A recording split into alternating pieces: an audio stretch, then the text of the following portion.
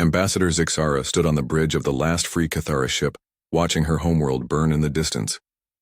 The beautiful blue and green planet of Thys Prime was now covered in dark smoke clouds. Cities that had stood for thousands of years were nothing but glowing craters.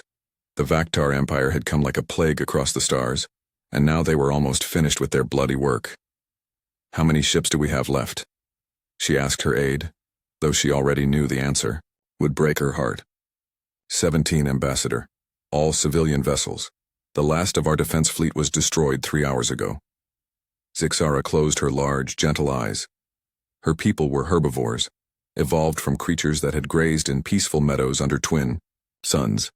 They had built a civilization based on art, science, and cooperation. War was something they read about in ancient history books, not something they lived through. The Vaktar were different. They were predators who had turned their hunting instincts toward conquering other species. Their ships were massive and covered in weapons. Their soldiers enjoyed causing pain. They did not just want to defeat the Cathara, they wanted to make them suffer. "Sir, we're getting reports from the other colonies," the communications officer said, his voice shaking. "New Thys has fallen. Garden World 7 is under attack. The mining stations in the Helix Nebula have gone silent. 12 worlds, billions of Cathara, all being destroyed by an empire that saw them as nothing more than obstacles to be removed." "What about the distress calls we sent to the other species?" Zixara asked. "The Zentari Federation said they cannot help. The Corvin Alliance refuses to get involved. The trade union called it an internal matter. Everyone is too afraid of the Vaktar to help us." Zixara felt anger burning in her chest. Not at those who refused to help. She understood fear. She felt it too. Her anger was at the unfairness of it all. Her people had done nothing wrong. They had welcomed other species with open arms. They had shared their knowledge freely. They had never harmed anyone. "There is one option left," her aide said quietly. "We could send an open broadcast. Send our plea to every species in the galaxy, not just the major powers." "You mean a general distress call?" "But that would reach hundreds of species. Most of them we've never even met." "Yes, some might be hostile themselves. Some might try to take advantage of our weakness, but some might help," Zixara finished. "Do it." The communications officer began preparing the transmission. Zixara thought carefully about what to say. This might be the last message her people ever sent to the galaxy. It had to count. "This is Ambassador Zixara of the Cathara Collective, speaking for all free Cathara still alive in this galaxy. We are under attack by the Vaktar Empire. They have already destroyed most of our worlds. Billions of our people are dead. We are a peaceful species. We have never made war on anyone. We have tried to be good neighbors to all. But the Vaktar do not care about peace. They kill for pleasure. They destroy because they can. Our defense fleets are gone. Our colonies are burning. Soon there will be no Cathara left in the universe. We ask for help from any species that believes peaceful people have a right to exist. We do not ask you to die for us.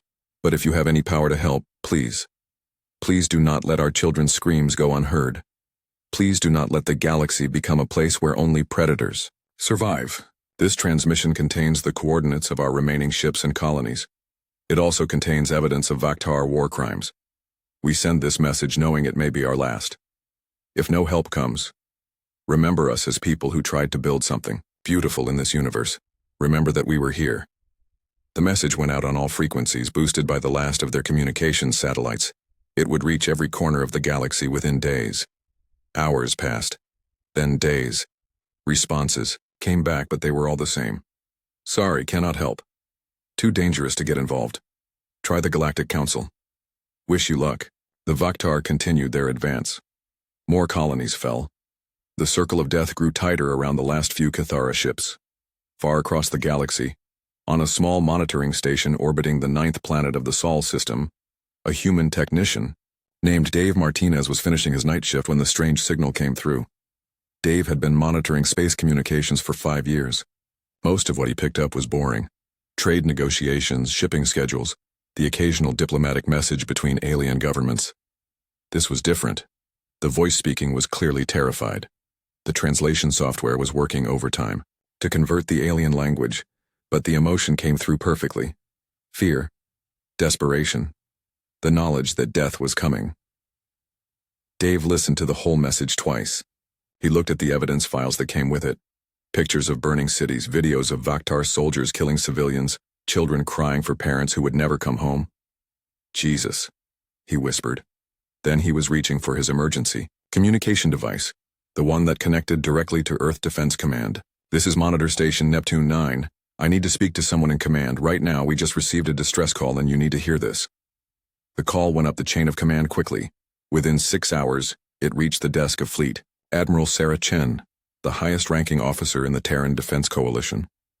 Chen sat in her office aboard the massive space station that served as humanity's military headquarters. She was a small woman, but her eyes were hard as steel. She had spent her whole life preparing for war among the stars. She listened to the Kithara message 3 times. She studied the evidence files. She read the intelligence reports about the Factor Empire that her people had been collecting for years. Ma'am? Her aide asked. What are your orders?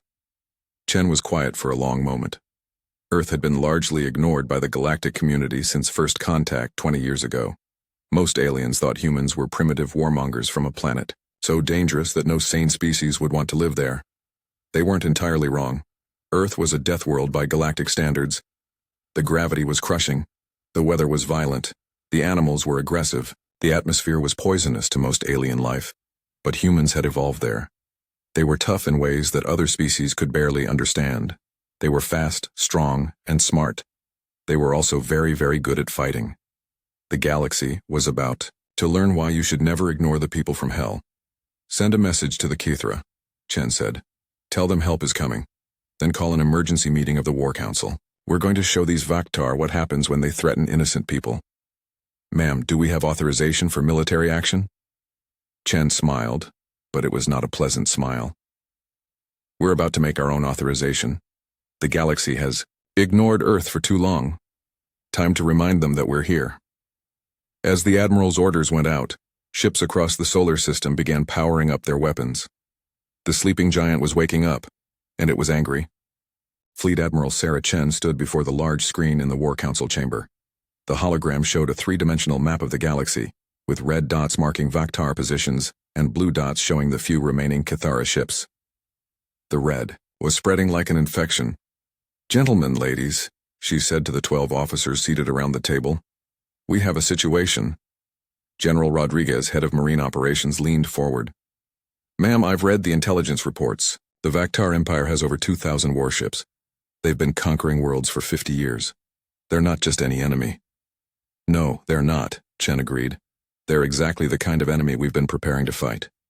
Admiral Yamamoto, commander of the Third Fleet, shook his head. Sarah, I understand the moral argument. What they're doing to the Kithara is horrible. But we're talking about taking on a galactic superpower with a fleet that's never been tested in real combat. Chen smiled.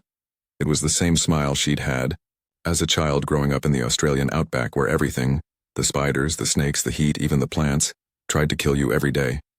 Kenji, do you remember what the Zentari ambassador said when we first made contact? He called Earth a nightmare world that somehow produced thinking creatures. The Galactic Council classifies our planet as uninhabitable. They think we're primitives, who got lucky with technology. They're not entirely wrong about Earth being dangerous, Colonel Harrison said.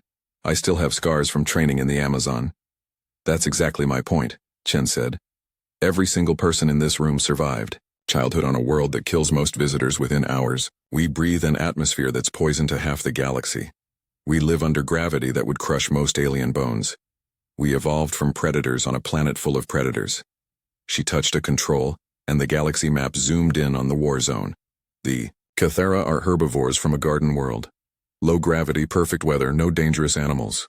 They're good people. But they never learned to fight because they never had to. The Vaktar are predators, but they're from a standard world. They think they understand violence. And we're from hell, Rodriguez said, beginning to understand. We're from hell, Chen confirmed, and we're very good at bringing hell with us. Admiral Park, the youngest member of the council, spoke up. Ma'am, even if we're tougher than they expect, they still outnumber us 10-1. We have 200 ships ready for deployment. They have over 2,000. Numbers matter in war, Chen said. But so does speed, tactics, and the willingness to do whatever it takes to win. The Vaktar have been fighting farmers and merchants. They've never fought anyone who hits back harder than they do. She brought up another display showing human ship specifications. Our ships are smaller than theirs, but they're also faster and more maneuverable. We designed them for the kind of warfare we understand, quick, brutal, and decisive. Our crews can handle G-forces that would knock most aliens unconscious. Our weapons are built with Earth-style thinking. Meaning? Admiral Yamamoto asked. Meaning, we don't just want to defeat the enemy. We want to make sure they never want to fight us again. General Rodriguez was studying the tactical displays. What about logistics? We'd be operating thousands of light years from Earth. No supply lines, no reinforcements. That's actually an advantage, Chen said. It forces us to end this quickly. Long wars favor the side with more resources. Short, decisive wars favor the side that hits harder. She turned to face the full council. Ladies and gentlemen, this is our chance. For 20 years, the galaxy has treated Earth like a curiosity. They trade with us when it's convenient. Ignore us when it's not. They think we're too primitive and too dangerous to be taken seriously. Maybe they're right about the dangerous part, Colonel Harrison said. Oh, they're absolutely right about that. But they're wrong if they think we're going to sit here and watch innocent people get slaughtered. The Cathera asked for help. No one else will give it to them. So we will. Admiral Park raised his hand. Ma'am, what about political authorization? The Earth Council hasn't approved military action. Chen's expression hardened. The Earth Council can debate all they want after we've stopped a genocide. I'm not going to wait for politicians to decide whether innocent lives are worth saving. She walked to the window that looked out over the construction yards where human warships were being built. The sight never failed to impress her. Sleek, deadly vessels designed by a species that had learned warfare from natural selection. There's another factor we need to consider, she said. Every major power in the galaxy has refused to help the Cathara. They're all too afraid of the Vaktar. If we defeat them, we send a message to every predator species out there. We tell them that there are consequences for genocide. And if we lose? Admiral Yamamoto asked quietly. If we lose, Earth becomes a target. Better to fight them out there than wait for them to come here. General Rodriguez stood up. Ma'am, what are your orders? Shen turned back to the tactical display. Task Force Retribution. 200 ships, our best crews, full military load. We launch in 72 hours. 200 ships against their entire empire? Admiral Park asked. We're not fighting their entire empire. We're fighting the fleets that are killing the Cathera. Hit them fast, hit them hard, and make it clear that Earth is not a species you want to anger. She touched another control, and the display showed human ship positions throughout the solar system. I want the First Fleet as our main battle force, all our heavy cruisers and battleships. Third Fleet will handle escort and screening, marine transports for ground operations, and I want the Indomitable as flagship. The Indomitable was humanity's newest and most powerful warship, built with all the lessons learned from studying alien technology, but designed with human tactical thinking. It was fast, heavily armed, and completely ruthless. Ma'am, Colonel Harrison said, the Marine Corps is ready. We've been training for exactly this kind of operation. Good. We're not just going to defeat the Vaktar. We're going to make them understand that attacking peaceful species brings consequences they can't imagine. Admiral Yamamoto was studying the star charts. The transit time to Cathera space is 2 weeks. By the time we get there, they might all be dead. Then we make sure the Vaktar pay for every Cathara life, Chen said. And we make sure this never happens again. She looked around the table at her officers. These were people who had trained their entire lives for this moment. They were hard, professional, and utterly dedicated. They were also products of a world that had taught them that violence was sometimes the only answer to evil. Any other questions? Just one, ma'am, Rodriguez said. What do we do if other alien powers try to interfere? Chen's smile was cold as space. We remind them why Earth is classified as a death world. Dismissed. As the officers filed out to begin preparations, Chen stayed behind looking at the star map. In 2 weeks, the galaxy would learn what happened when you called for help from the children of Earth. She touched her communication panel. Communications. Send a message to the Cathara on all the frequencies they used for their distress call. Tell them, hold on, the cavalry is coming. Overlord Krextar stood on the bridge of his flagship, the Death's Glory, watching the final bombardment of Thys Prime. The Cathara homeworld was almost finished. A few more hours of orbital strikes, and there would be nothing left but radioactive ash, my lord, his communications officer said. We're detecting hyperspace signatures at the edge of the system. Krextar barely looked up. More refugees trying to escape, destroy them. No, my lord. These are different. The signatures don't match anything in our databases. That got the Overlord's attention. The Vaktar had been conquering species for 50 years. Their databases contained information on every known military ship design in the galaxy. How many ships? 200, my lord. Unknown class. They're not running. Krextar turned to face the main screen. Sure enough, the unknown ships were not fleeing like every other vessel that had entered this system in the past week. They were moving into formation. Battle formation.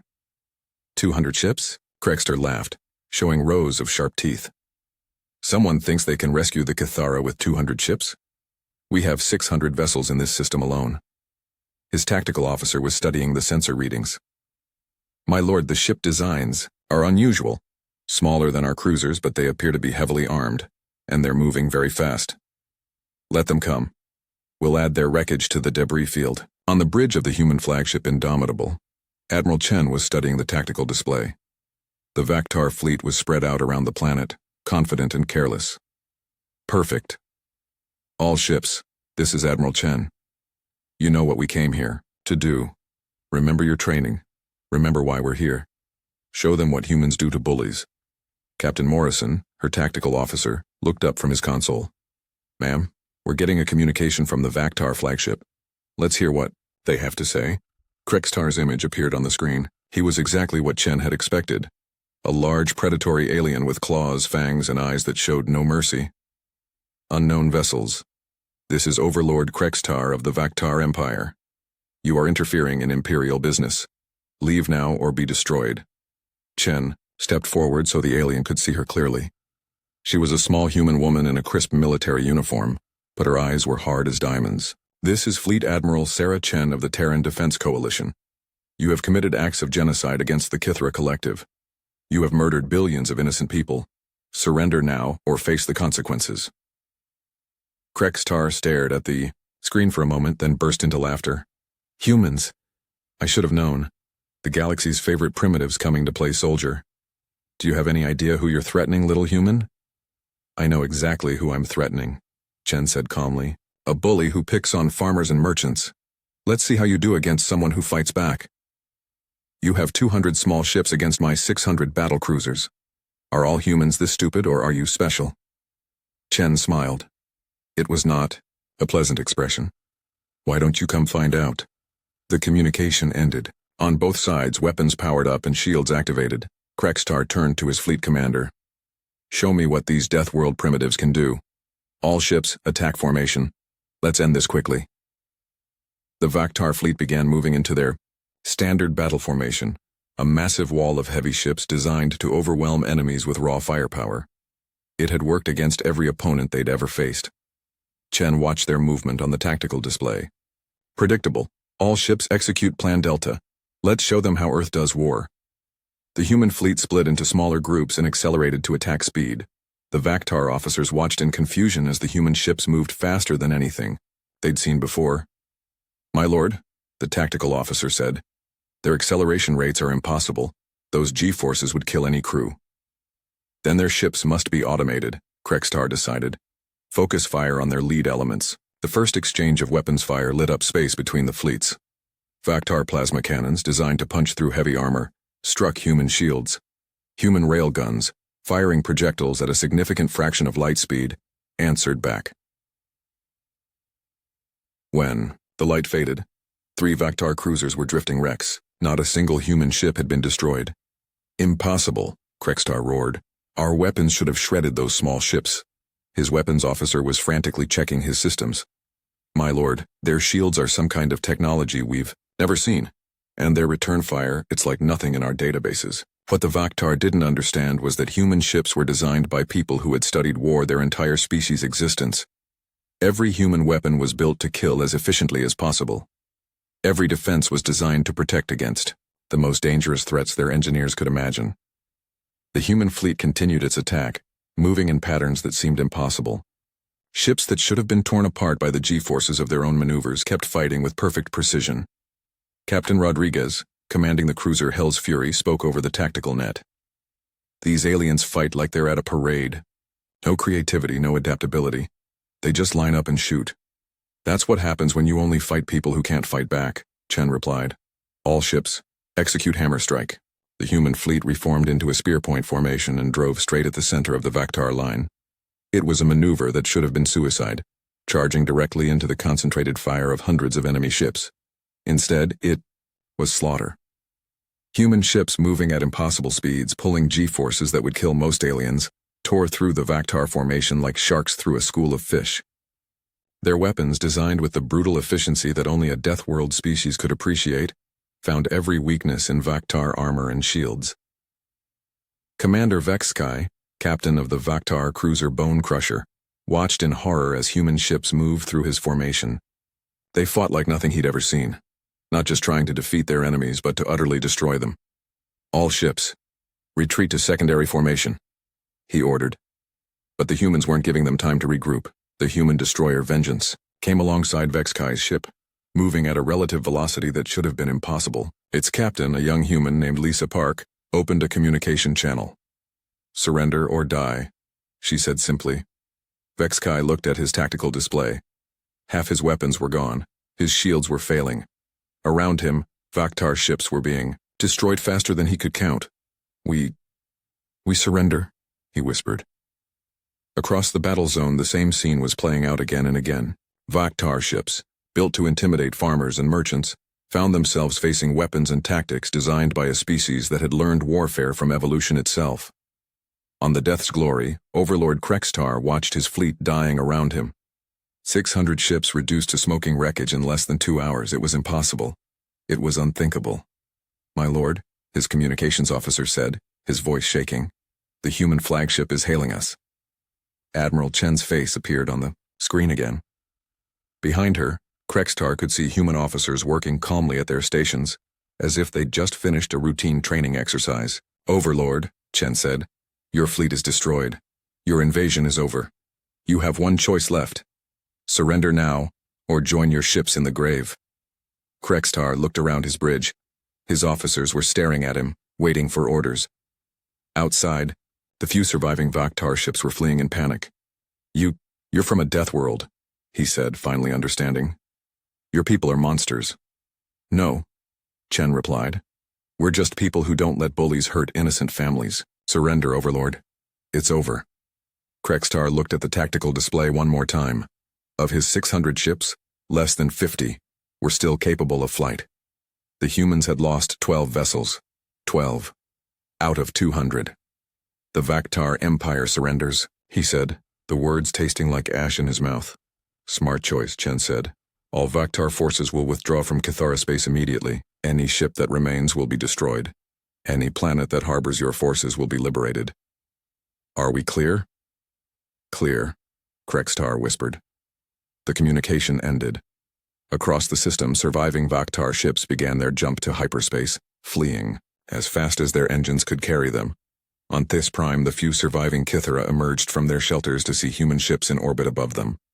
The bombardment had stopped. The killing had ended. Ambassador Zixara, her ship badly damaged but still flying, received a message from the human fleet. "Ambassador, this is Admiral Chen. The Vaktar have been defeated. Your people are safe. We're sending medical ships and supplies. Welcome to the protection of Earth." For the first time in weeks, Zixara allowed herself to cry. But they were tears of joy. The galaxy was about to learn that the children of Hell made very dangerous enemies, but very loyal friends. News of the Vaktar defeat spread across the galaxy faster than light itself. In alien capitals throughout known space, leaders gathered around communication screens, watching recordings of the battle with growing amazement and fear. The Zentari Federation Council watched in stunned silence as human ships tore through the Vaktar fleet. Ambassador Quexelin, who had dismissed the humans as primitive Deathworlders just months earlier, turned pale. "How is this possible?" he whispered. "The Vaktar had 600 ships. The humans had 200 small vessels." "Small by our standards," Fleet Commander Zarthi replied grimly. "But apparently not by theirs. Look at those weapon systems, look at those maneuvers. These humans aren't primitives, they're something much worse." "What's worse than primitives? Professionals." Meanwhile, Admiral Chen was not celebrating. She stood on the bridge of the Indomitable, reviewing intelligence reports from across Vaktar space. "Captain Morrison, what's our status on the liberation operations?" 17 colonies freed so far, ma'am. The Vaktar are abandoning positions faster than we can reach them, but we're getting reports of massacres at some locations. They're killing civilians before they retreat." Chen's expression hardened. Then we move faster. I want Task Force Hammer to hit their supply bases. Task Force Sword takes their shipyards. And I want ground teams on every world where civilians are at risk. Ma'am, we're already spread pretty thin. 200 ships covering 3 sectors. Then, we work smarter. The Vaktar are running scared. Scared enemies make mistakes. On the mining world of Kepler 442c, Captain Marcus Rivera led his Marines through the toxic atmosphere of a Cathara slave colony. The planet's air would kill most aliens within minutes, but Rivera's team moved through it like they were on a pleasant walk. Contact ahead, Sergeant Williams whispered through the comm. Vaktar guards, looks like they're setting charges on the civilian shelters. Rivera checked his weapon, a human assault rifle that fired projectiles at velocities that could punch through Vaktar battle armor. Standard liberation protocol, save the civilians, neutralize the guards. The attack was over in minutes. The Vaktar guards, expecting slow-moving rescue ships and negotiations, found themselves facing soldiers who moved like ghosts and shot with deadly precision. They died before they understood what was happening. Rivera helped a young Cathara, female, out of the shelter. She looked up at him with large, frightened eyes. "Are you really human?" she whispered. "Are you really from the death world?" "Yes, ma'am," Rivera replied gently. "And you're safe now." The rescued Cathara looked around at the other humans. They moved easily in the poisonous atmosphere, carried weapons that seemed impossibly advanced, and showed no fear of the hostile environment.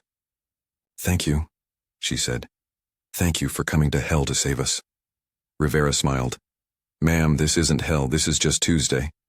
But not everyone in the galaxy was celebrating human victories. In the deep space fortress of Vex Prime, 3 of the galaxy's most dangerous species were meeting in secret. War Prime Skraxtar of the Sectar Dominion paced angrily around the conference table. The Sectar were raiders and conquerors, similar to the Vaktar but even more aggressive. "The humans have upset the natural order," he growled. "Weak species are meant to be conquered. Strong species are meant to rule. These Deathworlders are interfering with the way things should be." Fleetmaster Zephkon of the Zephyrian Raiders nodded agreement. The Zephyrians were pirates and slavers who had profited from Vaktar conquests for decades. "My raids in the border sectors have become impossible. Every time we attack a convoy, human ships appear from nowhere. They fight like demons and show no mercy to raiders." The third figure at the table was more disturbing than the others. Hive Mind. Nexus 7 of the collective spoke in a voice like buzzing insects. "The humans represent a threat to all superior species. They must be eliminated before they spread their influence further. We propose an alliance." War Prime Skraxtar laughed harshly. "The 3 of us against 200 human ships? We would crush them easily." "Not 200, Nexus 7 replied. "Intelligence suggests the humans have over 1,000 warships in reserve. They sent only a small force to test their capabilities." The room fell silent. 1,000 human warships, each apparently more dangerous than anything the galaxy had seen before. "Then we bring more ships," Fleetmaster Zephkon said. "I can field 300 vessels. The Sectar have at least 400 combat-ready ships." "The collective will contribute 200 dreadnoughts," Nexus 7 added. 900 ships total, more than enough to destroy the human fleet and teach the galaxy that the strong still rule. "And afterward?" Skraxtar asked. "Afterward, we divide human space between us. Their death world becomes a research facility. We learn how to duplicate their technology and use it for proper purposes." The alliance was formed with handshakes that would have terrified most of the galaxy. 3 predator species, combining their fleets to crush the humans before they could interfere further with the natural order of conquest and subjugation. They began gathering their ships at a strategic location, the Nexus Gate, a hyperspace junction that controlled access to 17 systems including human space. It was the perfect place for an ambush. Admiral Chen received word of the alien buildup 3 days later. Commander of Intelligence Sarah Kim briefed the senior staff aboard the Indomitable. "Satellite reconnaissance shows massive fleet movements. The Sectar, Zephyrians, and Collective are massing ships at the Nexus Gate. Current count is over 800 vessels, with more arriving daily." General Rodriguez whistled softly. "They're not taking any chances this time." "No, they're not," Chen agreed. "They've learned that humans are dangerous, so they're bringing everything they have to make sure we don't survive the encounter."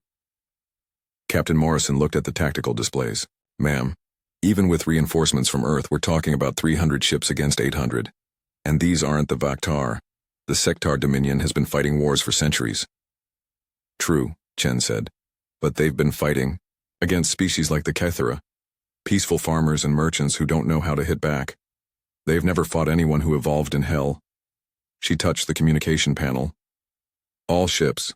This is Admiral Chen. Prepare for emergency departure. We're moving to intercept the enemy fleet before they can move against human space or our new Kethera allies. Ma'am, Commander Kim said quietly. This could be a trap. They might be trying to draw us into a battle we can't win. Chen's smile was cold as space. Commander, they've made one crucial mistake. They think this is about ships and numbers. They think this is a normal war. It's not? No. This is about sending a message to every predator species in the galaxy. We're going to show them what happens when you threaten innocent people. We're going to make them understand that the age of easy conquests is over. She looked around the table at her officers. They were all products of Earth, all shaped by a world that had taught them that violence was sometimes the only answer to evil. Gentlemen, ladies, we're going to the Nexus Gate. We're going to face the largest enemy fleet in galactic history, and we're going to destroy it so completely that no one will ever again think that peaceful species are easy targets. Admiral. Yamamoto raised his hand. Admiral, what if we lose?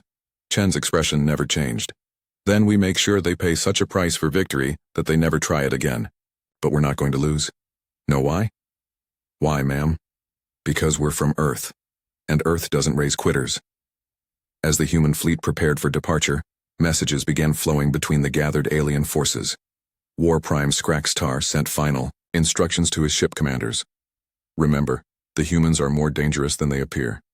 Do not underestimate them as the Vaktar did. Hit them with everything we have, all at once. Show no mercy. Fleetmaster Zefcon reviewed targeting priorities with his raiders. Focus on their command ships first. Cut off their leadership and they'll fall apart like any other species. Hive Mind Nexus 7 coordinated its dreadnoughts into the perfect formation for maximum destruction. The collective ships were living vessels, grown rather than built, and they hungered for battle. At the Nexus Gate, nearly 900 alien warships waited in perfect formation. It was the largest fleet ever assembled by the predator species. It was designed to crush the human threat once and for all. They had no idea what was coming for them. They thought they understood warfare. They thought they knew what humans were capable of. They were about to learn that evolution on a death world created soldiers that could turn space itself into a weapon. The Nexus Gate hung in space like a massive ring of metal and energy, its surface covered in ancient alien symbols. Ships had passed through this hyperspace junction for thousands of years, but none had ever seen a fleet like the one that waited. There now. 900 alien warships floated in perfect formation around the gate. Sectar dreadnoughts massive and covered in weapons. Zephyrian raiders fast and deadly. Collective bioships that looked more like giant insects than vessels. It was the most powerful fleet ever assembled by the predator species. War Prime Skraxtar stood on the bridge of his flagship, the Bloodfang, watching the long-range sensors. Any sign of the humans?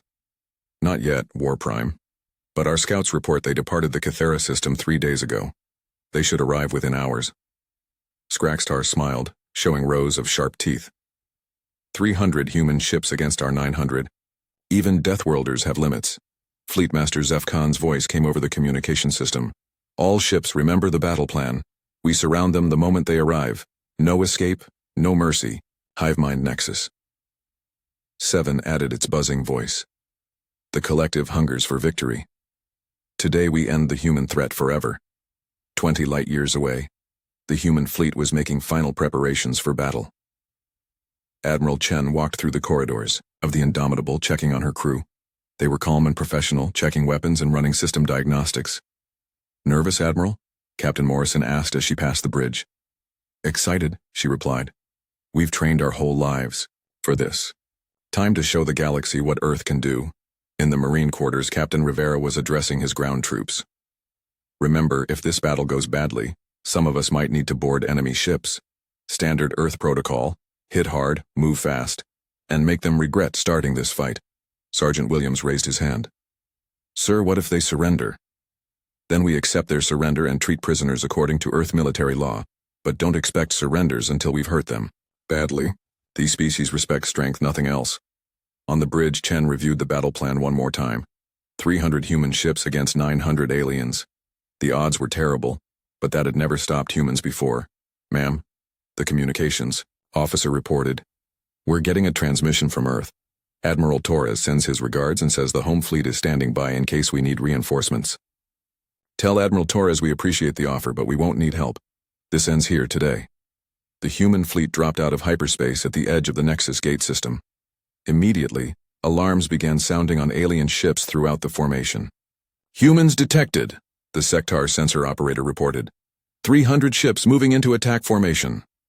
War Prime Skraxtar felt a moment of doubt as he watched the human ships on his tactical display. They moved with a precision and coordination that spoke of long training and absolute confidence. All ships execute Omega formation. Surround the humans before they can escape. The alien fleet began moving to encircle the humans. It was a good plan, one that had worked against every enemy they'd ever faced. Surround them, overwhelm them with superior numbers, and destroy them completely. But the humans didn't try to escape. Instead, they accelerated directly toward the center of the alien formation. "They're coming straight at us," Fleetmaster Zefcon reported. "Either they're insane or they have a plan we don't understand." "It doesn't matter," Skraxtar replied. "Open fire the moment they're in range. Show them the power of a real military force." The first exchange of fire lit up space around the Nexus gate. 900 alien ships fired simultaneously, filling space with energy beams, plasma bolts, and missile swarms. It was enough firepower to destroy a planet. The human ships disappeared into the firestorm. For a moment, the aliens thought they had won. Then human weapons began firing back. The humans had not been destroyed. Instead, they had used the cover of the alien barrage to get closer, moving at speeds that seemed impossible. Now they opened fire with weapons that shocked even the veteran alien commanders. Railguns firing projectiles at significant fractions of light speed. Plasma cannons that burned hotter than stars. Missile systems that seemed to think for themselves, finding weaknesses in alien shields and armor. The first wave of alien ships died before they understood what was happening. Captain Sarah Park, commanding the destroyer Retribution, led her squadron directly into the sector formation. The aliens tried to target her ships, but humans moved too fast and hit too hard. "Target their command vessels first," she ordered. "Cut off their coordination." Her ships dove through the alien formation like sharks through a school of fish. Every shot found its mark. Every maneuver brought them to a better attack position. War Prime Skraxtar watched in growing horror as his carefully planned battle turned into a massacre. Human ships were everywhere, moving in patterns that defied everything he knew about space combat. "How are they doing this?" he demanded. "Those G-forces should kill any living crew." His tactical officer was frantically trying to track human movements. "War Prime, I think they're not just surviving those forces. I think they're using them as weapons." On the human flagship, Admiral Chen was directing the battle with calm precision. "Task Force Alpha, hit their left flank. Task Force Beta, target their bioships. Task Force Gamma, prepare for ramming speed." "Ramming speed, ma'am?" Captain Morrison asked. "You heard me. These aliens think in terms of ship-to-ship combat. Time to show them how Earth fights when we get serious." The Indomitable accelerated toward the largest collective bioship, moving at a velocity that would have been suicidal for any other species. At the last moment, Chen's ship fired all weapons directly ahead and punched through the alien vessel's shields like they weren't there. Instead of ramming, the Indomitable flew directly through the bioship's hull, its reinforced bow cutting the alien vessel in half. As it emerged from the other side, Chen opened a communication channel. "All ships, you're witnessing Earth's gift to bullies everywhere. We call it going through you instead of around you." The psychological effect was devastating. The alien fleet, already shocked by human tactics, began to break apart. Individual ships started fleeing instead of following orders. Hive Mind Nexus 7, commanding the collective forces, tried to restore order. "All bioships, maintain formation. These humans are just..." The transmission cut off as Captain Rivera's Marines, launched from a human assault transport, landed on the collective command vessel. What happened next was broadcast on open channels as the Marines fought their way to the alien bridge. The sounds of human soldiers fighting through a bioship filled the communication networks. Alien voices screaming in terror. Human voices calmly, reporting their progress. And finally, Captain Rivera's voice. "Collective command vessel secured. The hive mind is our prisoner." Fleetmaster Zefcon, watching his carefully assembled alliance falling apart, made a desperate decision. All Zephyrian ships retreat to hyperspace. This battle is lost. But Admiral Chen wasn't finished. All ships pursue fleeing enemies. No one leaves this system until they surrender. The human fleet split into hunting groups, chasing down fleeing alien vessels with ruthless efficiency. Ships that tried to escape found themselves facing humans who could outrun them, outmaneuver them, and outfight them in every way that mattered. War Prime Skrakstar, his flagship damaged and his fleet destroyed, finally understood what his people had awakened. The humans weren't just another species with advanced technology. They were evolution's answer to the question of what happens when an entire world tries to kill you for millions of years. We surrender, he broadcast on all frequencies. The Alliance surrenders to the human fleet. Admiral Chen's face appeared on screens throughout the remaining alien ships. Attention all alien forces. This is Admiral Chen of the Terran Defense Coalition. You came here to destroy us because we interfered with your plans to conquer innocent species. You brought 900 ships because you thought numbers would be enough. She paused, letting them see the tactical display showing the wreckage of their fleet. You were wrong. Earth doesn't just build better ships. We build better soldiers. We don't just fight harder. We fight smarter, and most importantly, we fight for something more important than conquest. The surviving alien commanders listened in stunned silence. From this day forward, the galaxy operates under new rules. Species that prey on peaceful civilizations will face the consequences. Bullies will be stopped. Genocides will be prevented. And anyone who thinks humans are too primitive or too far away to matter will learn exactly what we learned growing up on a death world. War Prime Skrakster found his voice. What do you want from us? I want you to go home and tell every predator species in the galaxy that the age of easy conquests is over. Tell them that Earth is watching. Tell them that peaceful species now have protectors who don't negotiate with bullies. She touched a control and the communication ended. Across the galaxy, the news spread faster than ships could travel. The great alliance of predator species had been destroyed. 900 ships reduced to wreckage and prisoners by 300 human vessels. On the Kithra homeworld, Ambassador Zixara stood before a crowd of her people and read the message that had come from the human fleet. The Nexus Gate battle is over.